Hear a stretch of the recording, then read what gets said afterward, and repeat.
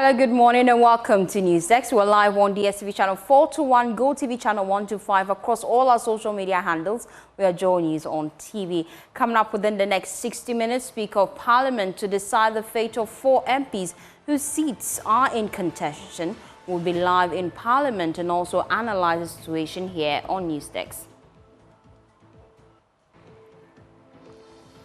Also coming up, Electoral Commission disqualifies NDC parliamentary candidate for Amenfi Central. We'll hear from the party.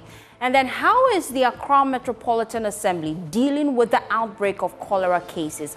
We'll speak to AMA this morning. We also have business updates here on NewsDesk. My name is Faustina Safo. Take a seat. Be my guest.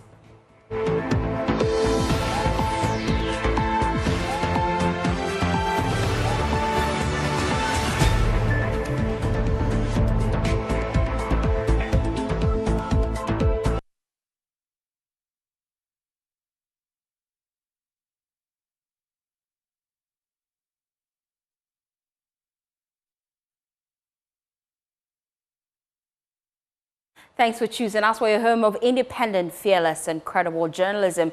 Now we start from Parliament, where the Speaker is set to give his ruling on the 4 members of Parliament whose seats are in contention. Well, these 4 MPs, 3 from the governing New Patriotic Party and 1 from the opposition National Democratic Congress, are contesting the 2024 Parliament elections as independent candidates after losing their respective primaries. Now, the motion was first filed by the former minority leader, Haruna Idrisu, and has been contested by the current majority leader, Alexander Afenyo-Markin. We'll be in Parliament shortly for updates. But first, let's gauge your mood about this and engage our guests. I have joining me via Zoom Dr. Dixon Amakwo-Kesi. He is MP for Anyan Sotom. He lost his primaries. He could have gone independent, but refused to. We'll just get his perspective about this. We also have Ras Mubarak, his former MP for Kumbungu. And I have with me political scientist Dr. Machi Boateng. I'll start with you, Dr. Machi Boateng. You've been around for a while. Let's talk about your thoughts about all that is happening in Parliament first.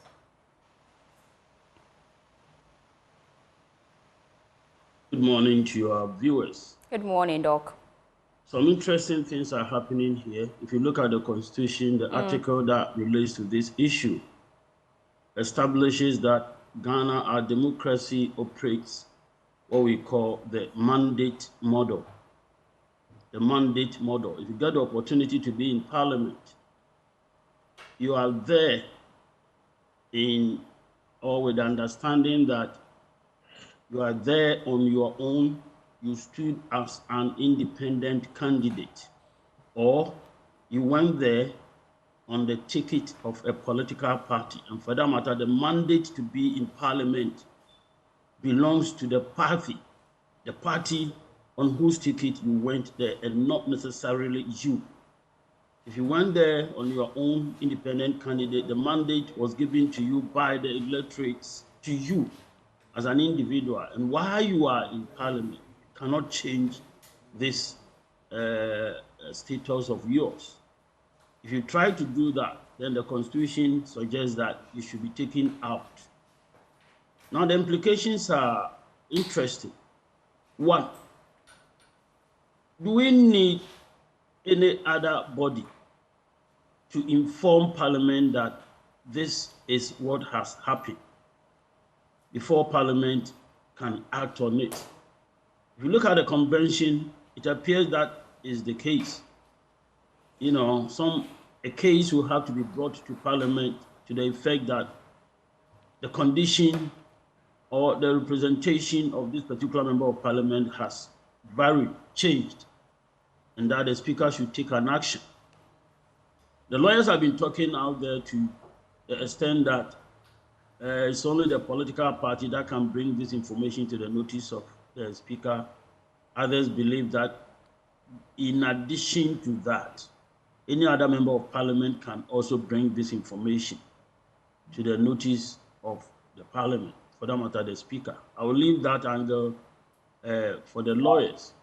But one crucial issue that has come out has to do with the issue as to whether the action takes effect immediately after the declaration of intent to contest on the ticket of either a political party if the person were an independent candidate, or an independent candidate desiring to contest this time round on the ticket of a political party. What happens? How do we interpret that? Should it be seen as relating to the forthcoming parliament, or the change of the person's standing in parliament takes effect immediately, for which reason the speaker should speak? Once again, the convention is that it takes effect immediately. It has happened before. And so what happens to the current situation? My understanding is that, one, concerning the Fomina case, the individual currently or previously an independent candidate, now my understanding is that he has taken a form and filed on the ticket of the NPP. And so I asked myself, what does the NPP constitution say? Can they allow any person at all who is not a member of the party to take their form, and then they endorse the person to go ahead and contest, as a parliamentary candidate? I tried going through the constitution of the NPP. There's nothing like that. That thing is sort of mute. But then it is a formal organization, and so membership has to be formal. Membership has to be formal. You must necessarily go through some procedures before you become a member. And the moment that takes place, it means the current standing of the person has changed. Otherwise, you should not be able to contest on their ticket. And I think the reverse is also true. If you desire to go ahead, contest as an independent candidate, it means that you have renounced your membership of the party you used to be in, and that it takes effect immediately. But here's the contention, really. Professor Michael Quay, who is a former Speaker of Parliament, he says that for the Speaker to rule in favor of the minority, it would be an illegality. And he explains why. He says that the party ought to be the one pushing for this. And each individual that has been called out by the minority ought to be given the opportunity to have a fair hearing before Parliament. What's your thoughts on that? Professor Quay, Professor of Political Science, and also a lawyer. And so obviously he's speaking to law. But the interesting thing is that he's using the case that he's superintendent over to make his judgment here. And that is just one case. And it is not enough to be used as a convention, as the practice. It is not enough. When it happens like that, I think you want to look at the Constitution itself, what it says, the spirit that is behind what has been established in the Constitution. And then common sense must also come in. Common sense must also come in. One, if one desires to contest as an independent candidate, if the person previously belonged to a political party, by the Constitution, Parliament should be interested in what is happening. And then one, like Professor Quay is suggesting, the party involved could inform Parliament about it. But then any other member of Parliament too should be able to inform Parliament about it, because that information concerning the change in the status of that particular member of Parliament is something that Parliament should be interested in, because the Constitution speaks to it. The Constitution speaks explicitly. So to me, what is the crux of the matter in the Constitution has to do with the constitution of the political parties. Do they allow people to contest on their ticket if they are not members of the party?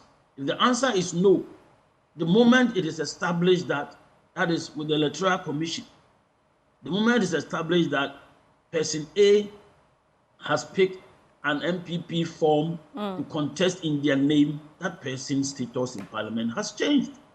And you don't need the party itself to, go ahead, hello, Parliament, this is what has happened to us.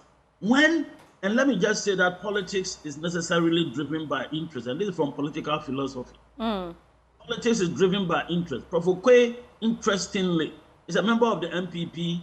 I expect what he is saying to be affected by his interest, because currently what is happening is such that if it were to go ahead and these people lose their seats, then MPP will lose their majority status. And this should be an unpleasant thing to every member of the MPP, including Professor Okwe. I'm saying he's not objective here. Politics is driven by interest, period. Okay, Dr. Marchie Boateng, I will come to you shortly just to get your final thoughts. But let me bring in Dr. Dixon Kisi. He's MP for Anya Sotum. He lost his primaries. He could have gone independent. He refused to. He joins us with a perspective of someone who might have been in a position such as the 4 MPs that could lose their seats today, depending on how the Speaker rules. Doc, thank you for your time here on Newsdesk. First of all, your initial thoughts. Well, thanks for having me add my voice. And I'm happy to have heard Doctor's submission. But I have a different argument. Okay, let's hear your argument. My argument is that, in principle, this thing works if the declaration to go independent or to cross carpet applies to this 8th Parliament. I'm of the opinion that during the 8th Parliament, if a member, out of any reason, decides to abrogate his contract with the party and goes independent, or decides to join another party during the 8th Parliament, then I'm of the opinion that he is to be deemed literally vacant. I mean, the seat has to be deemed vacant and then go through the whole process for this 8th Parliament. But this contract for the next Parliament literally is not about this particular Parliament. So from an administrative, clerical decision standpoint, I think that the decision about the 9th Parliament should have literally no bearing on this 8th Parliament. And that is one argument that I think I will stand by, because per the administration of the 8th Parliament, every decision that every member is taking is based on how they signed up to come into Parliament or into the chamber. So what we are doing today literally is on meetings we are holding for the 8th Parliament. And if during the 8th Parliament we lost members, we went through the rigor of another election to bring people on board. But as soon as the 8th Parliament bus takes off, everything to do with the 8th Parliament bus is where the Constitution, I think, is very clear that if, as we're on the bus, one person decides to change their color, then I agree. But if this bus ends on January 7th, and we're going to be on another bus on January 9th, or let me say January 8th, then why must a decision about January 8th bus be imposed or effected on people on the 8th Parliament bus? So I am of a different opinion, and this is not about Michael Okwe, this is not about MPP, this is not about NDC. The same holds for the NDC MP, who has decided to go independent for the 9th Parliament, not for the 8th Parliament. So why must, quote unquote, a future contract that has not been effected then give you consequences in a current, tenure? So if we're looking term by term, I'm of the opinion, sincerely, and this is with no prejudice for any political party, but a pure interpretation of my understanding of the law. And let's take it as a bus by bus situation. The 8th Parliament bus is different from the 9th Parliament bus. And if I'm purchasing a ticket for the 9th Parliament, and on that ticket, I'm saying I'm going independent, why must you then question my current ticket that I bought to sit on the 8th Parliament bus? Legitimate questions you are asking. Stay with me, Doc. Let me bring in the former MP for Kumbungu, Ras Mubarak. He's been around for a while. He understands Parliament proceedings. Educate us on Article 97 and this motion that the former minority leader has triggered to ensure that these 4 members of Parliament vacate their seat. Good morning to you and to viewers. Let me say that this is history in the making. The ruling of the Speaker on this statement on the floor would reverberate for many, many years to come. Before I get into Article 97(1)(g), which is the bone of contention, let me make the point that the Right Honourable Speaker is not just a seasoned lawyer, but the most experienced legislator in our country's history. So he's very savvy and would have looked at the law and all the facts before making a decision. Now, it wasn't the minority leader who made a motion. It was a statement on the floor by the current minority leader. It wasn't the former minority leader who presented a motion. So that point has to be made clear.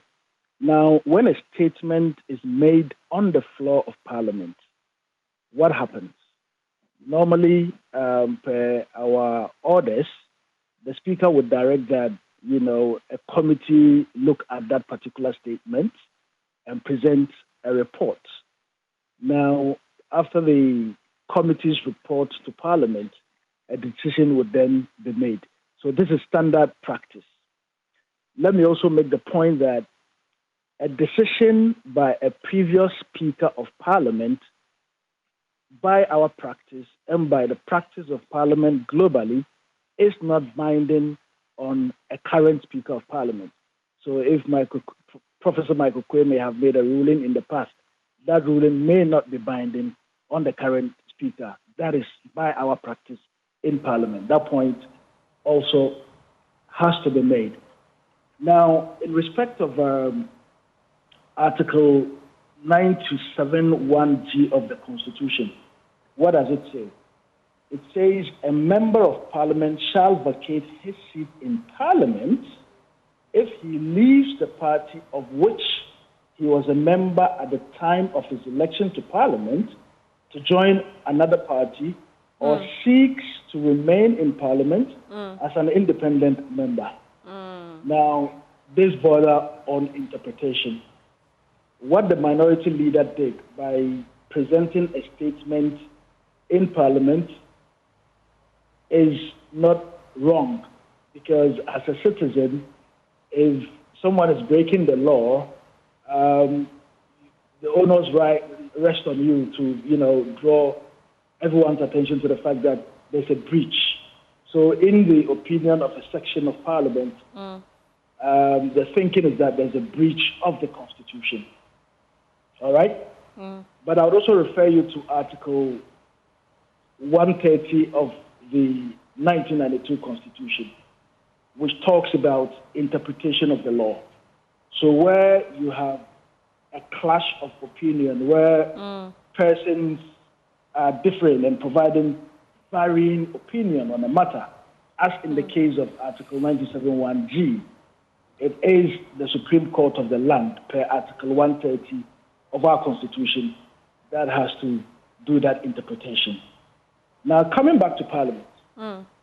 So, because we have a very savvy Speaker who would have looked at all the facts, what I expect is that, one, you know, he would have even gotten in touch with the political parties or his office, not himself personally, but his office would have gotten in touch with the political parties to ascertain what the facts are. They would have gotten in touch with the Electoral Commission to ascertain what the facts are. They would have, you know, given the persons, the 4 candidates who've given indication or are reported to have given indication that they are running as independent.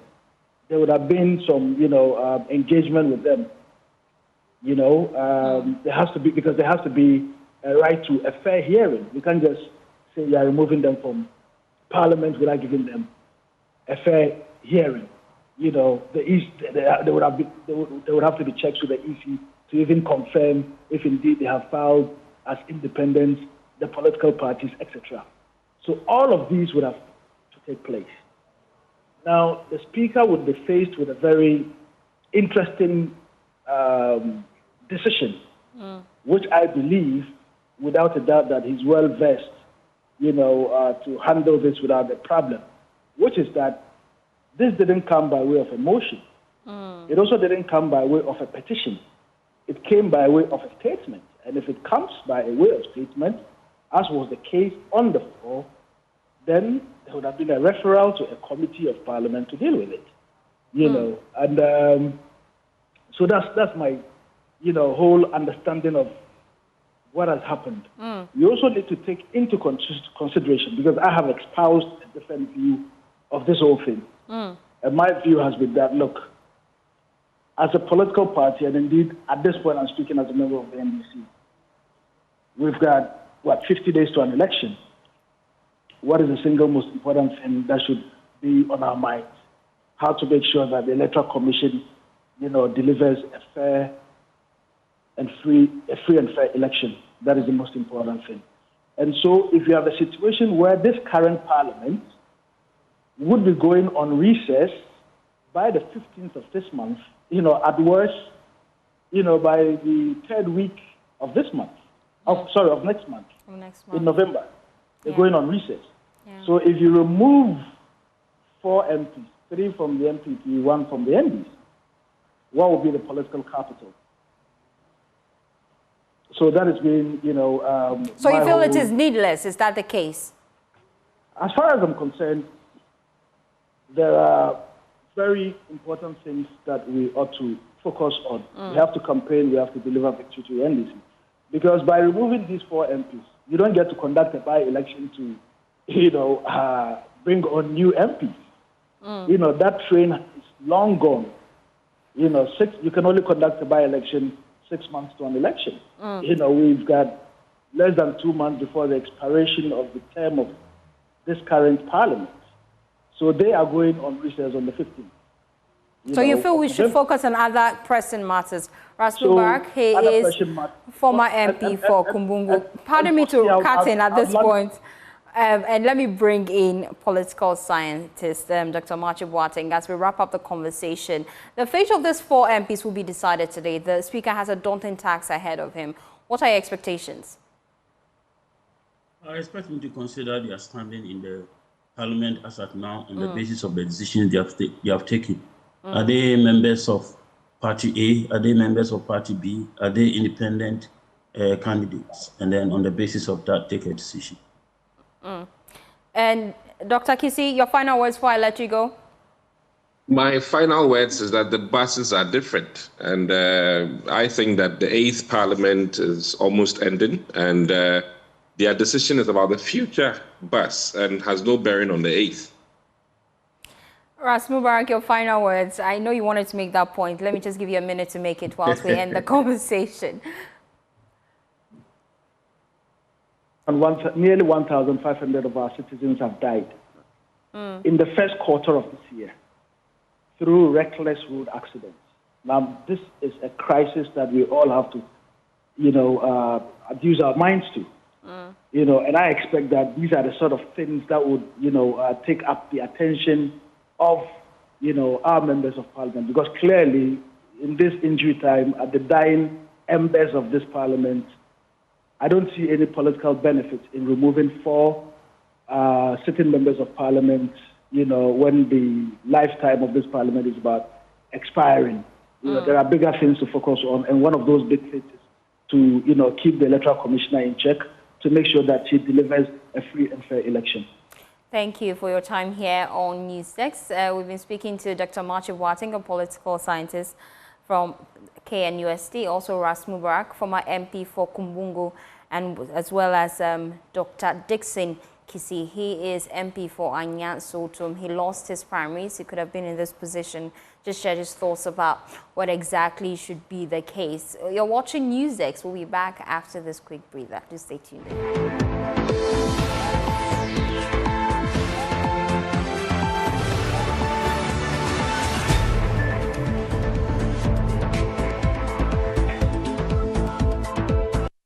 Thanks for staying with us here on Newsdesk. Well, the Ghana Health Service has confirmed cases of cholera in the Greater Accra region. There have been some 10 cases so far, and we're finding out this morning how our authorities dealing with this, especially now that the rains are here and there's water shortage as well. Let's engage Florence Kuchi. She is Director of Public Health at the Accra Metropolitan Assembly. Thank you for your time here on Newsdesk. It's always a pleasure having you in the studio. Thank you. So let's start with an update with the current cases. I know you've been liaising with the Ghana Health Service. Where do we stand as we speak? Okay, so cholera itself, it can be prevented, that is, if handled properly. But to start with, what at all is cholera? Everybody's hearing cholera. What is cholera? So cholera is it is an infectious, deadly disease that can affect you suddenly by a bacteria known as Vibrio cholerae. And this bacteria is characterized by running, diarrhea, and we mostly describe that diarrhea as a rice-watery stool with a pungent smell. Yes, like the... It's how I picture it for... Oh, dear Lord. Yes, with a pungent smell like the rotten egg. It goes with vomiting. You can either vomiting as well as defecating. Then apologies to some of our audience who haven't eaten yet. But we need to talk about it. You can also have, so when you are vomiting and you are running diarrhea, very watery diarrhea, it can lead to dehydration. And if you don't go to hospital early, you could lose your life. Then you can also have stomach pains and fever. So when you have all these characteristics, and then the toilet comes within more than, let me say, 1 hour non-stop, please start running to the hospital. It means you have ingested something. The mode of transmission is either direct or indirect. The direct is having contact into a person that has been infected with the Vibrio cholerae, and maybe the vomitors or the stool, and the person who have had contact with this person hasn't washed their hands properly, and they have eaten. And the other side is drinking contaminated water that has been contaminated with the bacteria, or eating contaminated food. This can happen when an infected person release their stool and then maybe a fly go to perch on it. The fly is the cleanest insect we can find out. It doesn't like that. What the human being does, it will go and pick it and bring it back to you and come and pay you. So the infected person would would shit, and then the fly will go and perch on this and come and sit on your food, either the vegetables or whatever it is. Then when you eat, you are definitely going to get it. And the time frame between eating the infected food or the contaminated food is just an hour, from 1 hour through to 10 days that one can get it. So having talked about all these things, now we know what the cholera is. So before one can prevent this, what are you going to do? You must follow all your hygiene protocols. After COVID, people have forgotten of their hygiene protocols.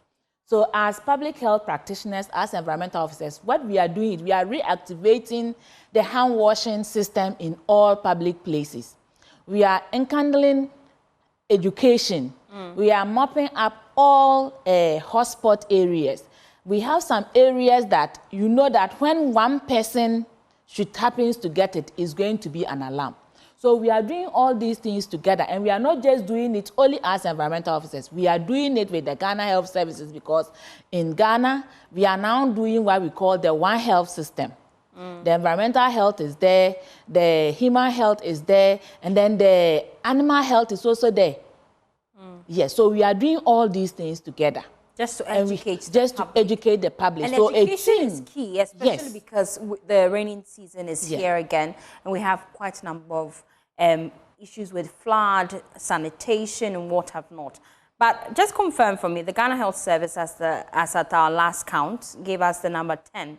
Has the number increased so far? As at now, that is what we are all counting on now. Yes, and we are not praying that it should increase. So far, they have activated the public health emergency teams in all the various assemblies. Then when you go to Ada, there's an intensive education going on, house to house, public places, ensuring that people eat hot food.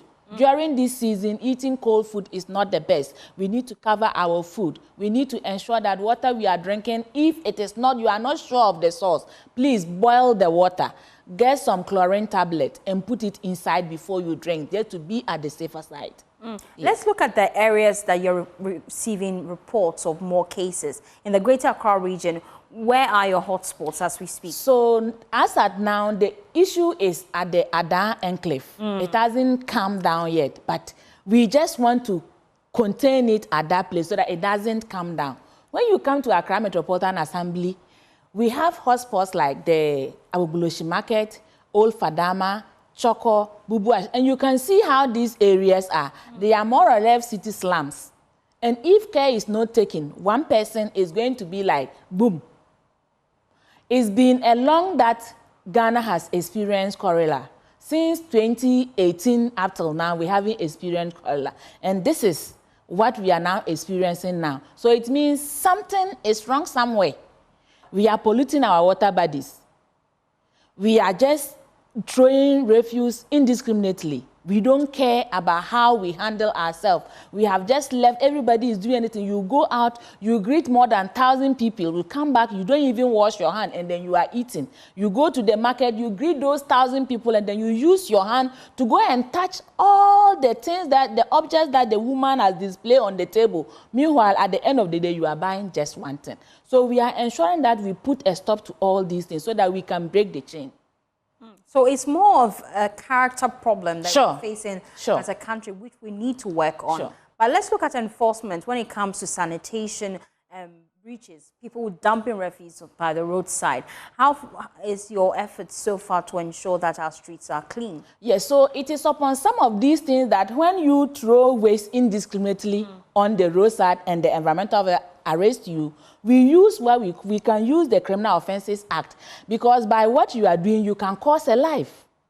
You understand? You throw refuse into the drain. Then when it rains, there's flood. When flood comes, people can lose life. People can lose properties.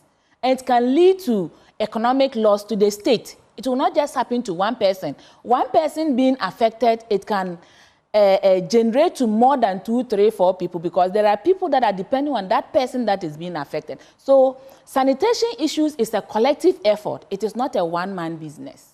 Indeed, it is a collective effort, and we've been speaking to the Director of Public Health at the Accra Metropolitan Assembly, Florence Kuchi, just giving us an update on some of the cases we have so far. You can share your thoughts with us on all our social media handles. If you have a question for her, she can answer. But it's more of a person problem, isn't it? Sure. Cholera is a preventable disease. That is, if you live well, if you handle all your personal hygiene properly, because to prevent it, you need to ensure that you handle your sanitation issues properly.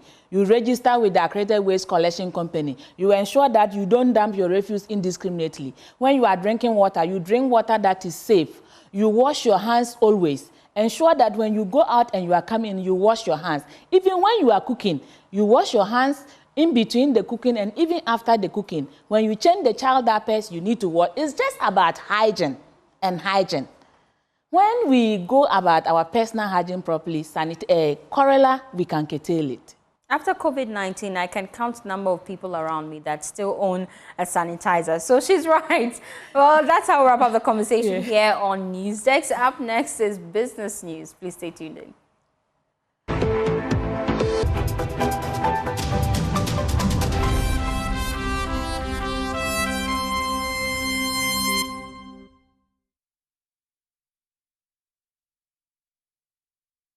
Welcome back to Business on Newsdesk. My name is Winston Taki, and now to our first business story. The first Ghana CEO Presidential Manifesto Gala Dinner has been launched in Accra. Speaking at the launch, CEO of Chief Executive Network Ghana, Ernest de Graaf Ejiri, said this year's event is geared towards creating a sustainable and inclusive business environment for growth. The inaugural Ghana CEO Presidential Manifesto Gala Dinner will bring together 1,000 top CEOs, policymakers, and political leaders to discuss economic growth, political accountability, and sustainable development. At the launch, founder and CEO of Chief Executive Network Ghana, Ernest de Graaf Ejiri, emphasized the need for political parties to champion economic inclusiveness. The key feature of the evening will be the social contract signing by the NDC and NPP flag bearers. This is more than symbolic.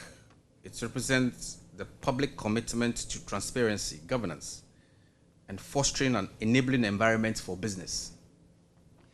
By signing these contracts, both political parties are pledging to uphold principles that ensure economic growth and political accountability. Delivering remarks on behalf of Deloitte Ghana's country managing partner, lead tax and regulatory partner, George Ankoma, stressed the importance of prudent leadership.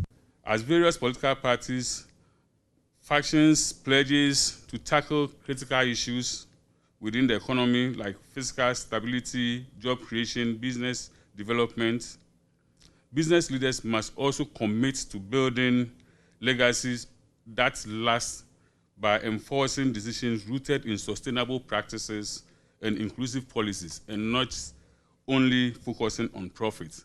We should be looking at profits, making an impact that matters, and for that reason, purpose beyond profits. Chairman and founder of Margins Group, Moses Baden, expressed confidence that this year's event will be transformative.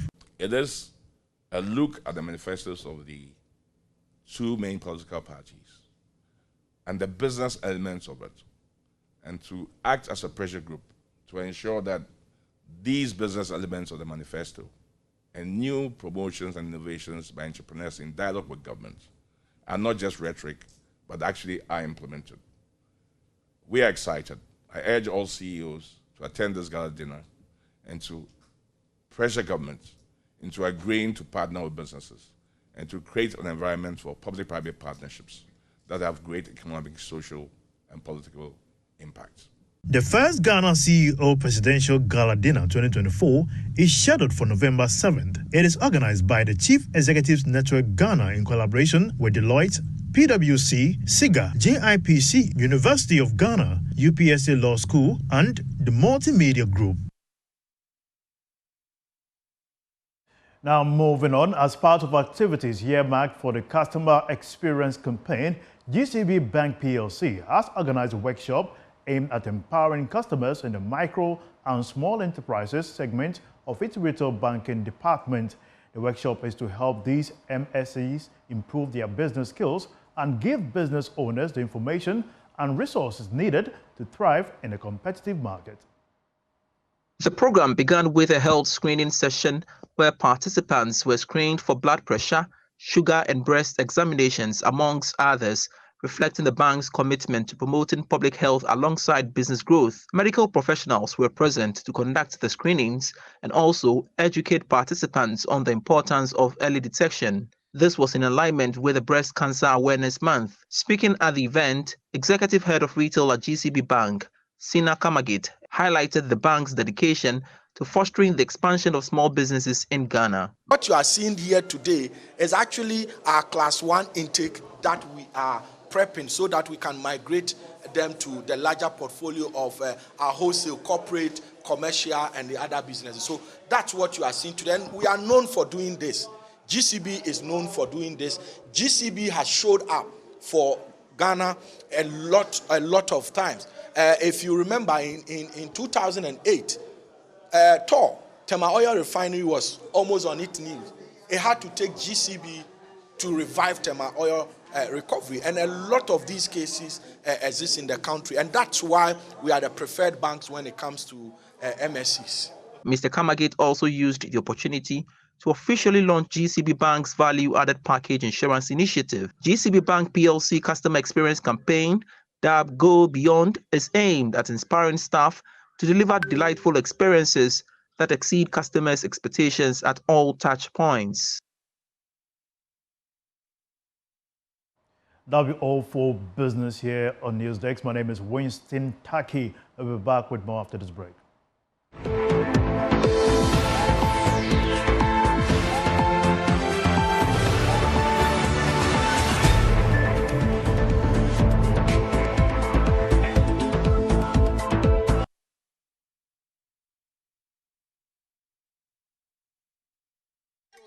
The Electoral Commission has disqualified Joan Kujo from running as an NDC candidate for the parliamentary election in the Memphis Central constituency.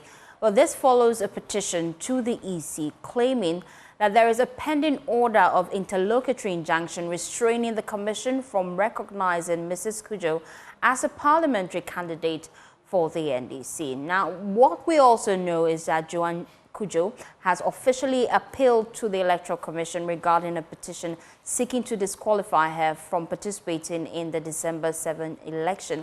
Let's speak to the Deputy General Secretary of the NDC, Mustafa Gbande, with updates on this. Where does his party currently stand with this issue? Thank you very much. I think that the party's position have always been that the EC's letter is a fatal error, even though procedurally it's a legal order.